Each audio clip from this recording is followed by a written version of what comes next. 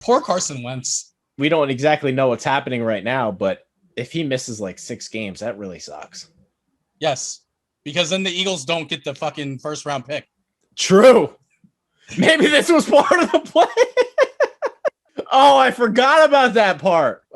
What's the percentage of snaps he has to play? 75, I think. Wow. They might as well hold them out on purpose at that point. This is the return of the lead word. I am your host, one of them anyway, Chad Bauman. With me as always, Trey Daubert. We do not have a producer. That's partially one of the reasons why we haven't recorded in like a million years. Because Bridget Rounds left us and we just couldn't find anybody good enough. I wouldn't say there was nobody good enough. We could have had Courtney do it, but I feel like she has too much to do along with Tandemonium and now the fantasy show running that. So, right. Yeah. I mean, obviously, Courtney could have done it. I mean, she did do it twice. Yes. Twice or 3 times. I don't know. So where do you want to start? I know for this episode, we're going to be doing NFL division previews leading up to the season. But do you want to do I know you're a big fan of Survivor, so I figured maybe you'd want to start there, or where do you want to start? I mean, let's just run that real quick because I just have a few like kind of key things I want to talk about it with. I've talked about it plenty, so whatever you got, I'll hear it. I mean, first things first, I feel like what the people that are like in the Survivor pool, I guess you could say, but they need to understand, it took us it felt like years to get you to fire somebody. I am on the record as saying that you're too nice because we've had people that never, ever, ever, ever posted anything and were never, ever going to post anything. And they were still just like floating along. The only time I would ever take someone out of the Slack is if I got an email notification that said they were inactive, which means like they just like had not logged. I think that means like they hadn't logged into Slack in like 4 weeks or something. That's the only time I had ever removed people prior to Survivor. Yes. You would just not fire people. And I don't know why you wouldn't, but they deserved it. And that's why I'm a big fan. And we kind of had like a Vendetta meeting, grievance hosting, which kind of turned into a witch hunt. But one of the things was, and a couple people said, like, we don't want to have Survivor. And I think that's 100% correct. We don't want to have Survivor, but it's the only way that we could get you to actually fire people that should be fired. It just happens to be great content, apparently. So you do like the idea. I think you're a big fan of it. I'm a huge fucking fan. I keep trying to get you to let me fucking have a vote. You won't give me one. Well, if you don't, that's the rules. If you don't do a post that day, you don't get a vote. Trey, you and I both know the normal rules don't apply to me. That's true. That's true. But and when I've done like more posts in this month than I might have done in like the last 2 years combined, and I still haven't gotten a vote. I did like 3 posts in July, no votes. Oh, sorry, Chad. I am 100% on board. And one of the other reasons why I wanted to talk about Survivor is because last week I was catching up on some of the episodes of the other shows that I had kind of missed. And so I was catching up with that. Who was the last guy that got fired in Survivor? He was like a UFC guy, but never posted anything. Jake Stairs. Yeah. Like one of the things like that you guys had talked about was like, he thought he was safe. So he didn't have a problem with Survivor until he got voted off. And I feel like that's kind of like where everyone's at. It's like, you don't have a problem until it's your ass in the sling, but you could have 100% kept your ass out of the sling. Like, so it's always on you. And that's one of my favorite things about it is like, it's 100% on you. You control whether or not, obviously you don't control who people vote for, but you control the fact that you can get voted for. So that's the beauty of it. It's 100% on you. It's very easy to not be on the list. Yes. And like I said, the person getting voted for 100% controls their destiny. Like, all you got to do is fucking write a post or tell Trey why you can't write a post. Yeah. And that's another thing I don't think, like, the interns and new people, they don't understand. one of the reasons why you fucking started Vendetta, well, I guess they wouldn't understand because they weren't there. I was. When we were writing for that other site, and they wanted to get super rigid with the posting schedule. But it's like, bro, you're not fucking paying people. We have fucking jobs and shit. Like, pay me, and then I'll do whatever you want me to fucking do. I'll post when you want me to post, how you want me to post, why you want me to post. A lot of us were volunteers. You were actually supposed to be getting paid, but weren't. Which is what kind of led to Vendetta being created in the first place. So like I think that's one of the reasons why you're just so easy about just tell me. And it doesn't even have to be like a legit business reason. It could be like, I want to go fucking jerk off today. I think Survivor is just like fucking pure beauty. I fucking love it. That's what I wanted to say, because like I said, I caught up on some of the older YouTube videos, and it was heavily talked about. So I figured we're bringing the lead word back. We're revamping it, coming out for the new football season. What are your thoughts on the people that go on the Survivor list that don't talk to me? Like, do you think they don't watch the episode? They're too scared to talk to me? Like, what are your thoughts on the people that are clearly on the list and they're like, oh yeah, I'm just like, ignoring it? I guess there's like three possibilities with it, really. Like, one, they like have extreme social anxiety, and just the mere thought of sending, like a Slack message is just like completely just like skeeves them out. Like, I guess that's always a possibility. I'm not a psychiatrist. I don't know, what these people are into in their free time. So, I mean, I guess that's one, like just severe, just social anxiety. But otherwise, it's really, they just don't care. Or like you said, well, I guess these two kind of fall into the same category. They don't care and they don't watch the Survivor episodes, which that's I don't know if you're supposed to be like doing this fucking internship shit for like college credit. How do you not fucking care? As someone who has massive student loan debt and no fucking degree, like, what are you fucking doing here? Any other thoughts on Survivor? No. I've said it. I've said the maximum of what I can say on Survivor. I'm glad with what I said, and I meant it. Okay. So we're going to do the division previews like we said in the beginning. Hopefully get all of them done by the time the season starts. We will start with the NFC East. My sort of first question is, who do you have winning this division? I don't know. I feel like it'll be close, but not for like a good reason. It'll be close because just like everyone is bad. On paper, it should be the Cowboys. Yes. But there's like the whole Mike McCarthy problem. Also, yes. I don't think the Giants are good enough to win it. I mean, they didn't win it last year. And then they bitched about the Eagles. I mean, I don't think they're good enough to win it. I think their defense, it's in the same place it was last year. Their defense is kind of good, but offensively, they're not going to be that great. Although I do hope Saquon Barkley has a career year because I have him in fantasy. Come on, Saquon, don't let me down. Score 2 touchdowns against the Eagles and do nothing else. Watch, he has 2 touchdowns all year and they're both against the Eagles. Okay, yeah, I should clarify what I meant. Yeah, if I'm gonna put that in the atmosphere. The 2 games that you play the Eagles, score 2 touchdowns and then score. There you go. And then nobody else on your team scores a touchdown. There you go. Or a field goal. But like have 20 touchdowns against every other team.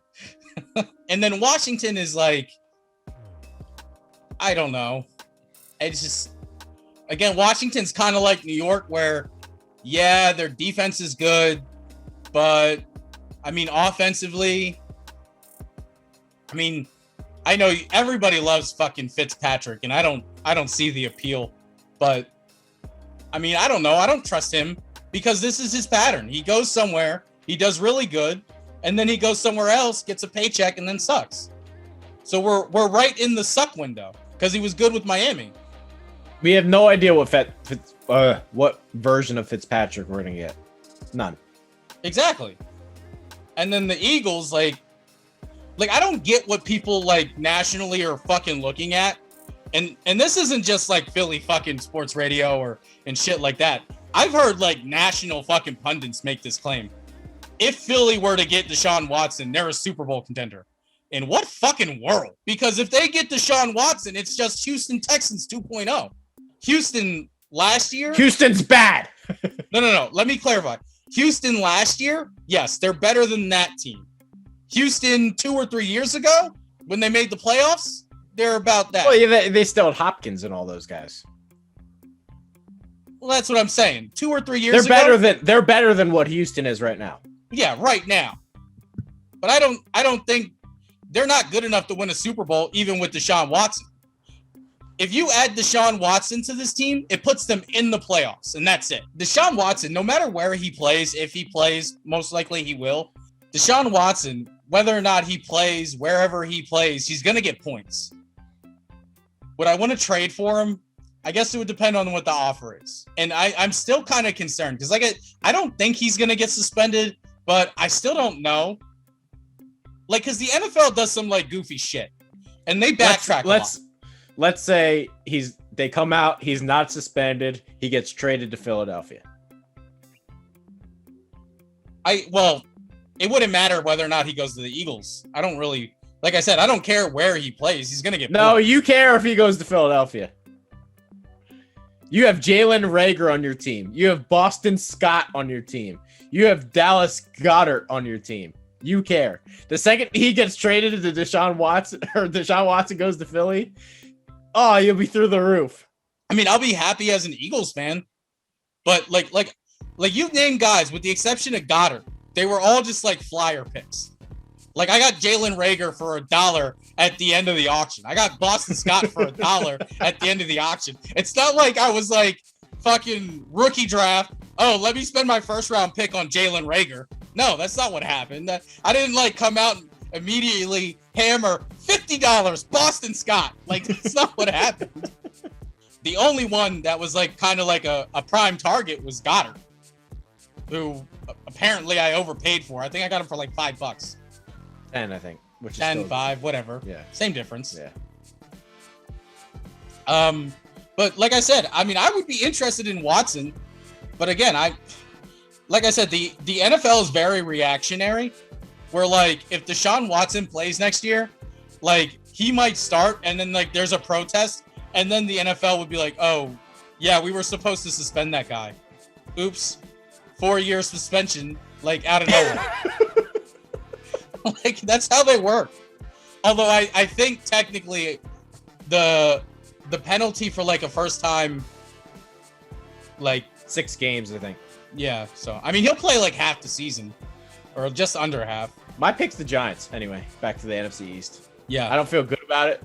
I probably might change my mind by the time the season starts, but I feel like their defense is underrated, and more so than anything, I feel like he's the only head coach I trust.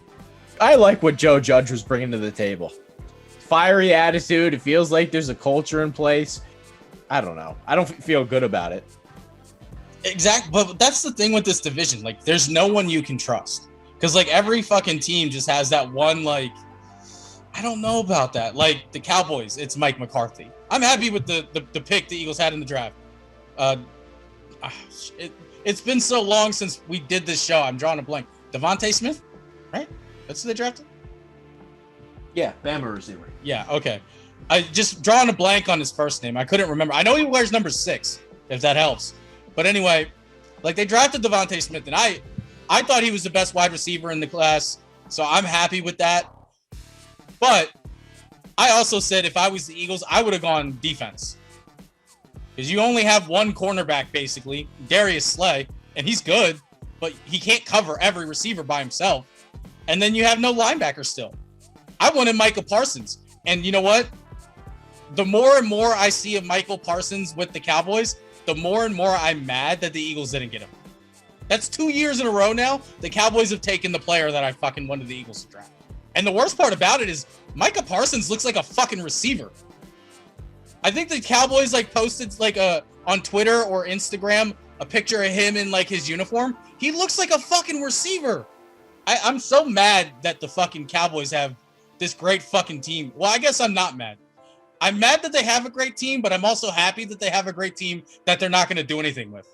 Like, it's a weird place to be. It's kind of like every time I watch the Yankees, it's like, I'm good. They're good. I'm glad they're good enough, but mad that they have some of the guys they do, but also happy that they're, good enough to where they got expectations and suck. Exactly. It's a weird, strange feeling. Yes. Did you have anything else with the NFC East, Trey? I think we might have covered it all. I don't know. It's just such a bad division. What is there to go over? I think Washington's defense is probably very underrated. They were the closest team to beating Tampa this playoff run, and that was with Heineke. Maybe he gets to start. Do you trust Taylor Heineke at quarterback? No. Any more than you trust Fitzpatrick? I don't know. It's just such a bad division. Yeah, I get it. Like I said, I don't. It's hard to pick. I can't trust Dallas.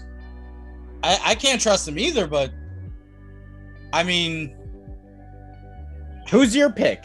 I already said the Cowboys.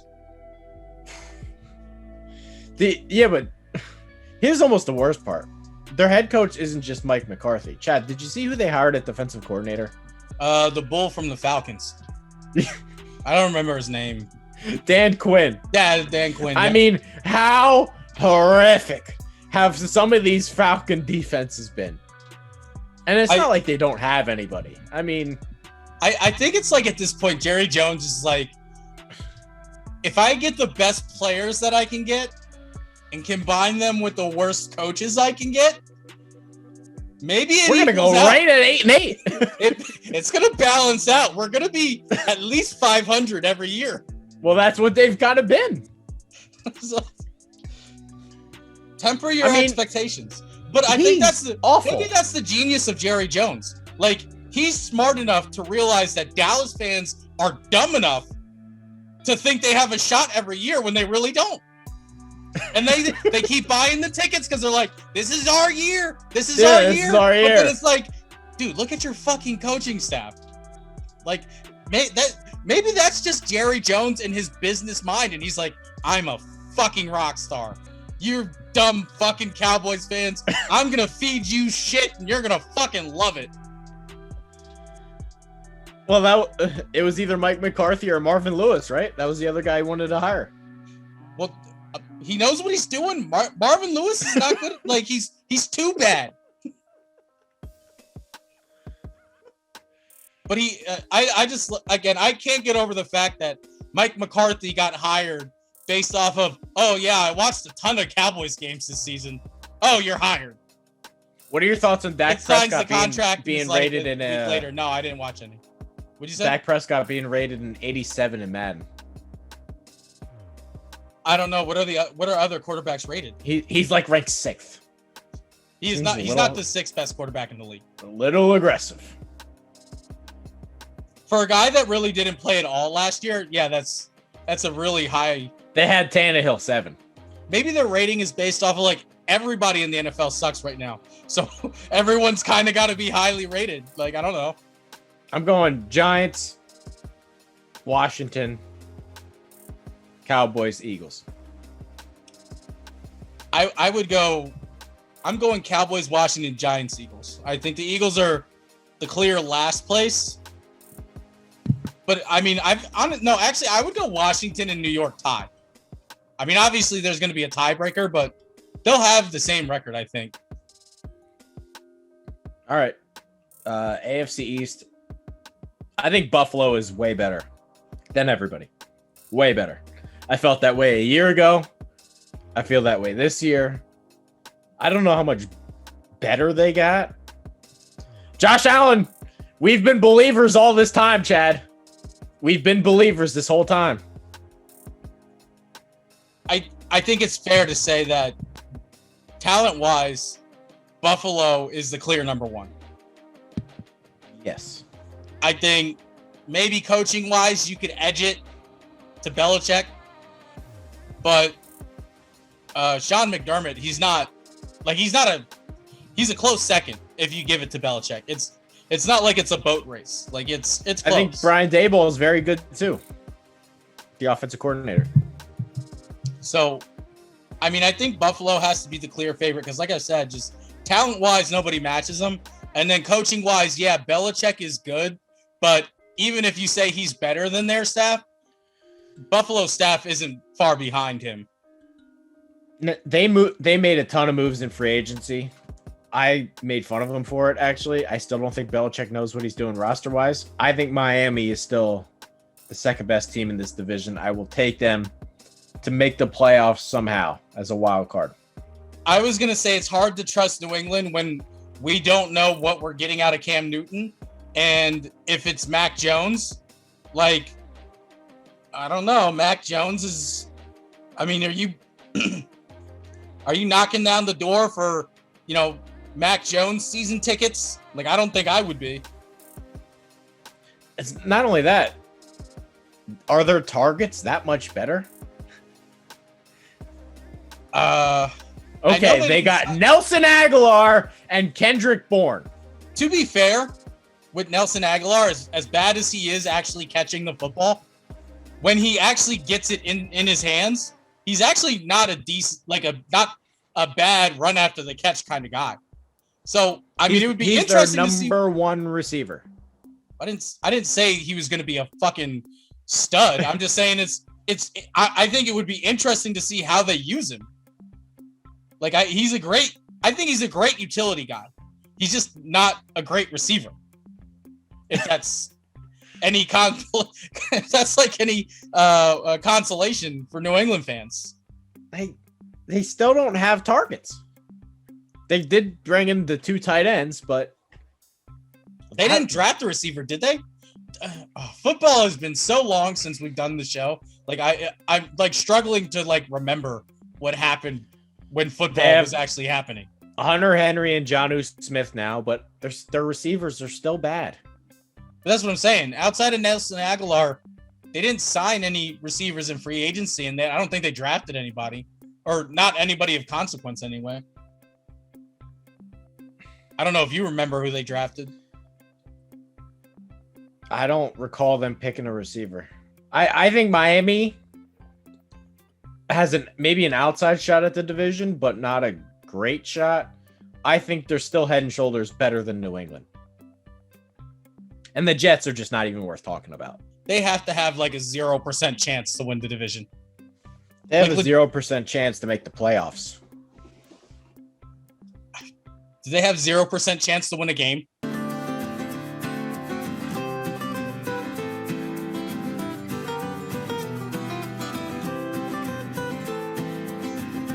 Carl Lawson was a nice pickup. They're still awful. No, you're right. I didn't hate their draft. I didn't love the decision to move up for Vera Tucker, but Elijah Moore in the second round was good. Michael Carter could be a decent running back. Signed a 40-year-old Vinny Curry. They should win a couple games. Maybe. Would you have signed Vinny Curry? I don't think I would have. He's like 40 years old, and even when he was with the Eagles, he was just like a high motor guy. Because you just signed a 40-year-old motor. What are your thoughts on Miami? I think Miami definitely could be a wild card. They're not going to win the division. I think they will be a wild card. It really just depends because like they won a lot of their games last year because their defense was really good. Yeah. Now though, Xavier Howard is requesting a trade. Not ideal. Yeah. So, I mean, the thing with that is like he did a lot of stuff for them where like even if the play wasn't going his way, him being on the field freed up their defense to take more chances as far as like blitzes or different coverage packages are concerned, just because he was on the field. I mean, obviously he said he's not going to hold out. So I guess that's like the good thing about it. I mean, if they end up trading him, which I guess they don't have to do, I guess it really depends on what they get in return, because losing him would like kill their defense. And again, they were so good last year because their defense was really good. So I think one of the things you have to look out for is, was that the real Miami defense, or was that kind of like okay, we're doing new things now on defense because we have a new head coach. Now is everybody going to figure us out? If their defense is as good as it was last year, I think you're absolutely right. They are not unquestioned to be in the wild card, because I think Tua's going to take a step forward. They got better at wide receiver.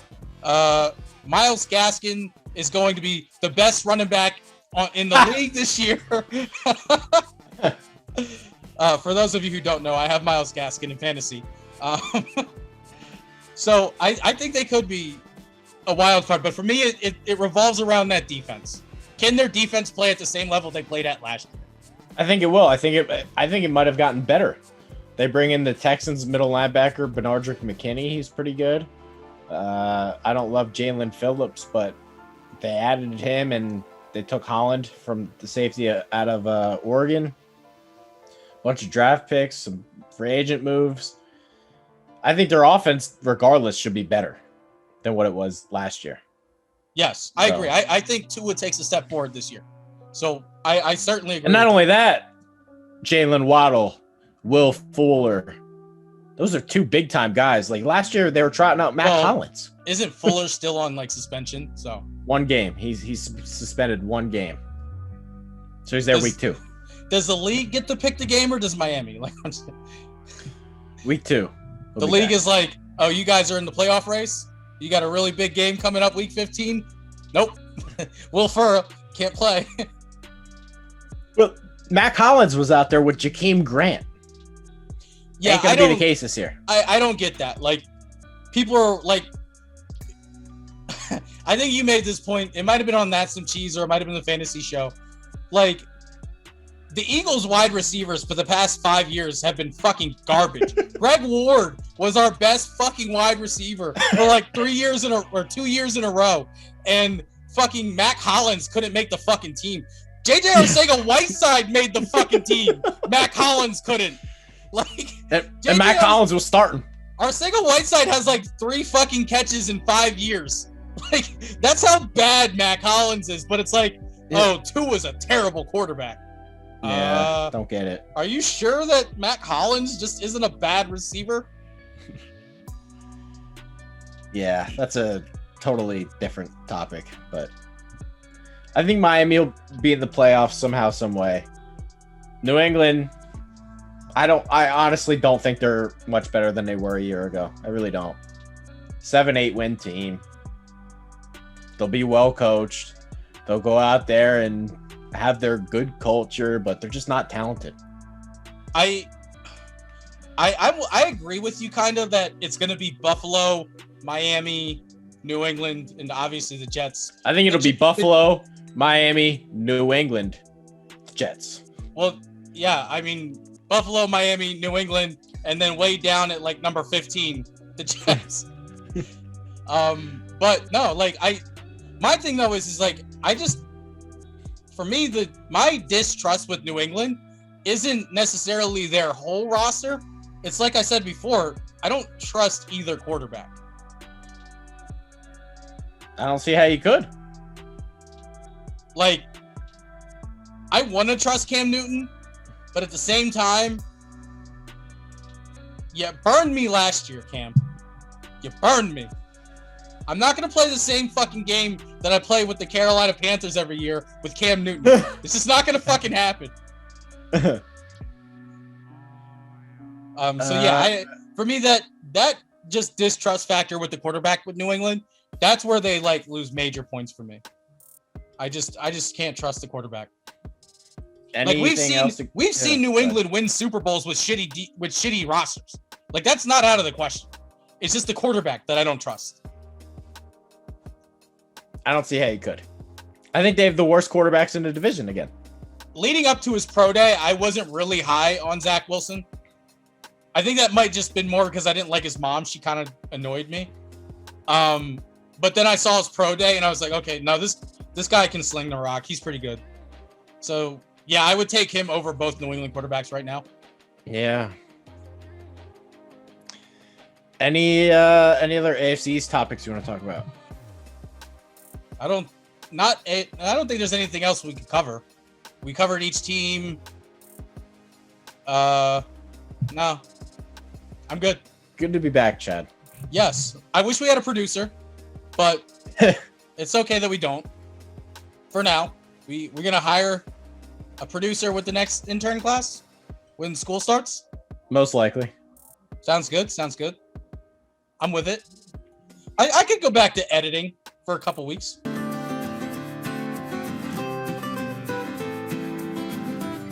I'm gonna crank out some articles. I want to get the Survivor vote. Really want it. I'm just gonna wait. I'm gonna wait till you have like a good lead one day, where you're like outposting the group like 10 to 3, and I'm just gonna like hammer an article out. It'll be like a 3-sentence article, but it'll get posted, and I'll get a vote. As always, we have a Patreon. You can donate to it, get prizes. I don't know what the prizes are, but they're there. You can go read about it at Patreon. Follow the site on Twitter, Vendetta_media. And then we have branching Twitter pages as well. Like there's an MLB page. There's another, I think it's the basketball page.